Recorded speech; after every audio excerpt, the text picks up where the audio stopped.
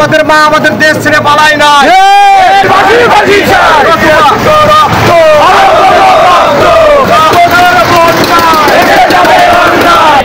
দেশে ফিরিয়ে এনে অবিলম্বে দৃষ্টান্তমূলক শাস্তি এবং পীরগঞ্জের মাটিতে আমরা রাখবো না এবং পীরগঞ্জে তাদেরকে কোনো সুসংগঠিত হতে দেবো না, মানুষের কোনো ক্ষতি সাধন করতে দেবো না।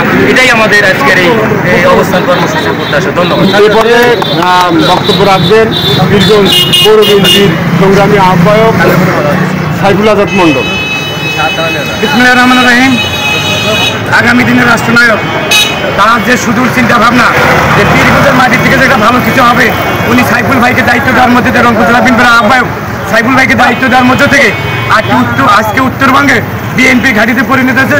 আন্দোলন সংগ্রামের মধ্যে যে পীরগঞ্জে বিজয় হয়েছে এবং আবু সাঈদের স্মরণে আজকে আমাদের সারা বাংলাদেশে যে হত্যা, গুম, নির্যাতন, মামলা হামলা, আজকে আবু সাঈদের মৃত্যুর মধ্যে দিয়ে এগুলো মুক্তি হয়েছে। পাশাপাশি আরেকবার বলতে চাই, রংপুর জেলা বিএনপির যেমন সফল আহ্বায়ক সাইফুল ভাই, পীরগঞ্জের সফল আহ্বায়ক মাহমুদুর নবী চৌধুরী পলাশের নেতৃত্বেই এই সরকারের পতন হয়েছে। সকলকে ধন্যবাদ।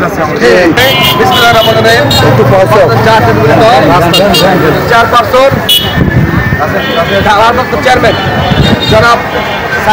জনাব তারেক রহমানের নির্দেশে সরকারের বেদপ্তারা বর্তমান দেশ শেখ হাসিনার দেশ ছেড়ে পালিয়েছে, অনেক খুন করেছে। তার হাত আজকে রক্তে রঞ্জিত করেছে বিজয় আজকে বাংলার বাড়ি থেকে ছেড়ে বিতাড়িত হয়েছে।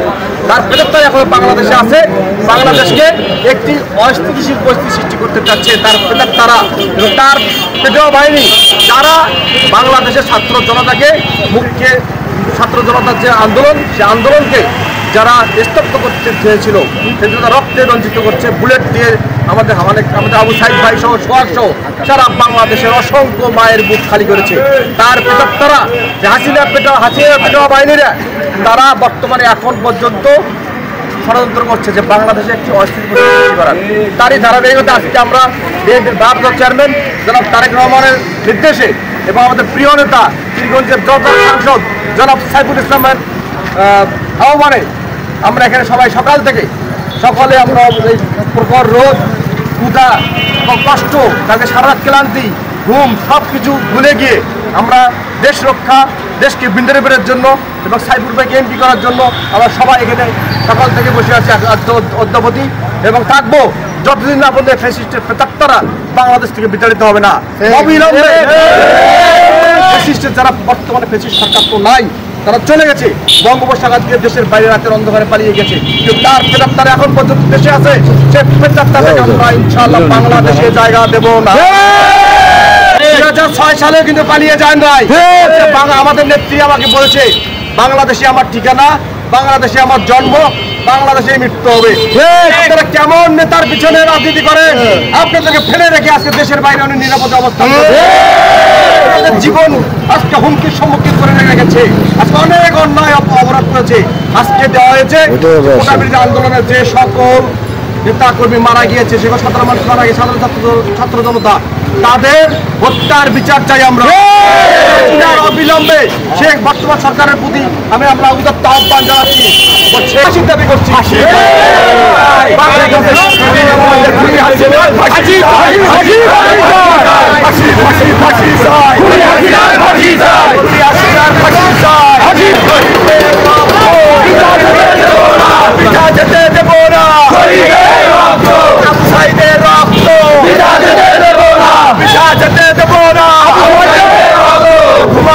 শান্তিতে আমরা আছি রাজপথে, আমরা আছি রাজপথে শান্তিতে।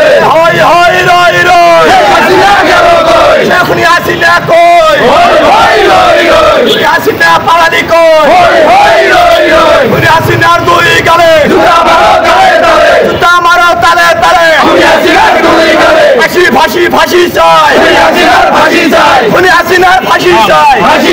ফাঁসি চাই। আজকে হাসিনার দেশে এনে ফিরে এনে দৃষ্টান্তমূলক শাস্তি আজকের সময়ের দাবিতে, জনতার দাবিতে পরিণত হয়েছে। সরকারের প্রতি আমরা আহ্বান জানাচ্ছি পীরগঞ্জ উপজেলা পৌর বিএনপির থেকে অবিলম্বে খুনি হাসিনাকে দেশে ফেরত এনে দৃষ্টান্তমূলক শাস্তির ব্যবস্থা করুন। নাহলে আমরা জনতার আদালত বসিয়ে খুনি হাসিনা সহ তার ফ্যাসিস্ট পেটোয়া বাহিনীদেরকে আমরা জনতার আদালতে পাঠাই। এই আশাবাদ ব্যক্ত করে সকলের সুস্বাস্থ্য দীর্ঘ কামনা করে সকাল থেকে যারা এখানে কষ্ট করছেন তাদেরকে সকলকে আমাদের অন্তঃস্থল থেকে মানে সেটা বোঝানো যাবে হৃদয় থেকে আর কি এক কথায় ভালোবাসার শুভেচ্ছা জানিয়ে আজকের কর্মসূচি এখানে সমাপ্ত ঘোষণা করছি এবং আমাদের জেলা বিএনপির আহ্বায়ক সাইফুল ভাই সবাইকে আপনার ধন্যবাদ জ্ঞাপন করছেন। গতকালকে আপনারা বিশাল প্রোগ্রাম করেছেন, ওনার মুখ উজ্জ্বল হয়েছে। ওনার মুখ উজ্জ্বল হওয়া মানে কি আমাদের সকলের পীরগঞ্জ উপজেলা পৌর বিএনপি আমরা সবাই গুলি চালিয়ে হত্যাকারী খুনি হাসিনা সহ দোষরদের বিচারের দাবিতে বিএনপি উদ্যোগে 15 আগস্ট 2024 বৃহস্পতিবার অবস্থান কর্মসূচি পীরগঞ্জ উপজেলা পার্টি অফিসে বিএনপি পীরগঞ্জ উপজেলা পৌর শাখা রংপুর। ধান খেতে আমরা ঘুমিয়েছি, বসার খবর আমরা শান্তিতে আছি, শান্তিতে থাকতে চাই। এই শান্তি বিনষ্টকারী আমাদের মধ্যে কিছু মহল ঢুকে আমাদের মধ্যে বিভ্রান্তি সৃষ্টি করতে যাচ্ছে, কিন্তু সতর্ক থাকতে হবে।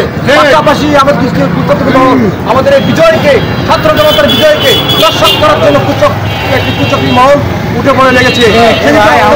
সজাগ দৃষ্টি রাখবেন।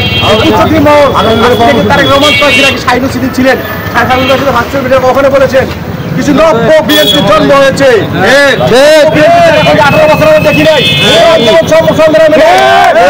কোন রাজপথে নাই, হরতাল অবরোধে নাই, তাদের বিরুদ্ধে কোনো মামলা মোকদ্দমা হয় নাই ভাই। তারা আজকে বিএনপির বড় বড় নেতা সাথে